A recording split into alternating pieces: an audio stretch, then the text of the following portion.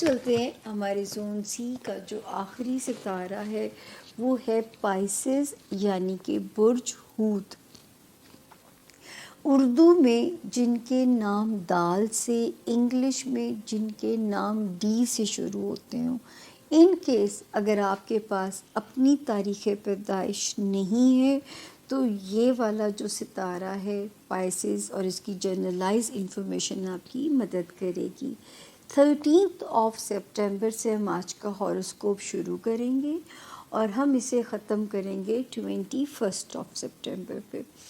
13 September سے لے کے 17 سپٹمبر تک تو ستارے پرفیکٹلی فائن چل رہے ہیں۔ آپ کے ہوم ایریا میں، آپ کے تعلقات آپ کے سبلنگز کے ساتھ، پیرنٹس کے ساتھ، بچوں کے ساتھ، لو لائف، کیونکہ یہاں پہ تو 10 جون سے ستارہ زبردست آیا ہوا ہے۔ اولاد کی طرف سے خوشیاں یا رومانس ایریا میں کوئی زبردست کلک، یہ تو کوئی غضب کا کمال کر کے آپ کو جا سکتا ہے یہاں سے انشاءاللہ۔ اللہ تعالیٰ سب کو بچوں کی خوشیاں نصیب کرے، چاہے دنیاوی ہیں یا بچوں کی دنیا میں آنے کی خوشی ہے۔ اللہ پاک ہر ایک کو یہ خوشی نوازیں اور صحت سلامتی ہو آپ کے بچوں کی۔ تو 17 سپٹمبر تک تو یہاں سیف زون ہے۔ اس کے بعد اگلی جو دو ڈیٹس آتی ہیں 18 اور 19، یہ تھوڑی سی رسکی ہو سکتی تھی۔ 18 اور 19 کی جو تاریخ ہے تھوڑی سی رسکی ہو سکتی تھی، لیکن وہاں پہ بھی جو ایک ستارہ ہے 26 اگست سے پازیٹیو ہے۔ تو انشاءاللہ یہ ستارہ نہ ورک لوڈ آنے دے گا، نہ اللہ نہ کرے ہیلتھ میں، لیکن پھر بھی آپ نے کیئرفل رہنا ہے۔ 18 اور 19 میں ویسے تو ایک اچھے ستارے کی موجودگی اعلان کر رہی ہے، وہ کچھ نہیں ہون دے گی، اس کے باوجود آپ نے محتاط پھر بھی رہنا ہے اپنے ورک ایریا میں اور اپنے ہیلتھ ایریا میں۔ اس کے بعد 20 اور 21 کی جو ڈیٹس ہیں یہ الحمدللہ پازیٹیو ہیں آپ کے ریلیشن شپ ایریا میں، آپ کی ازدواجی زندگی میں، آپ کے کاروباری جو ریلیشنز ہیں ان میں۔ لیکن پائسز ایک پوائنٹ کو آپ لوگوں نے سمجھنا ہے، اس وقت صورتحال ایک ٹرکی ہے، ٹھیک ہے؟ دو ایکسٹریمز ہیں، دو ستارے ویک کر رہے ہیں آپ کو ریلیشن شپ میں، دو ستارے آپ کو اسٹرینتھ دے رہے ہیں۔ میری علمی ایسی کبھی صورتحال نہیں بنی۔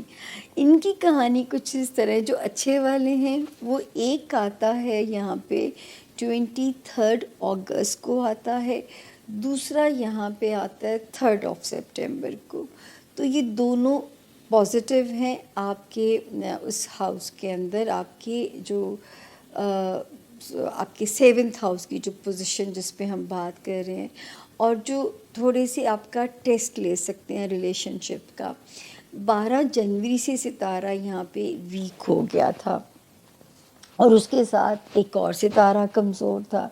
جب دوسرا ستارہ 25 مئی کو یہاں سے نکل گیا، 25 مئی کو، تو میں نے کہا اب تھوڑی سفوکیشن کم ہو جائے گی اور آپ کو ریلیشن شپ کی ہینڈلنگ تھوڑی آسان انشاءاللہ لگے گی۔ مگر ہوتا کیا ہے یہاں پہ کہ یہاں پہ جو ایک ستارہ یہاں پہ پھر یہی جو 25 مئی کو نکلا، یہ 19 جولائی کو الٹا چلنا شروع ہو جاتا ہے، اور الٹا چلتے چلتے چلتے آپ کے خانہ مال سے نکل کے پھر آپ کے ریلیشن شپ ایریا کے اندر آتا ہے۔ اب اس وقت تو یہ کامیاب نہیں ہو پائے گا کیونکہ دو اچھے ستارے موجود ہیں۔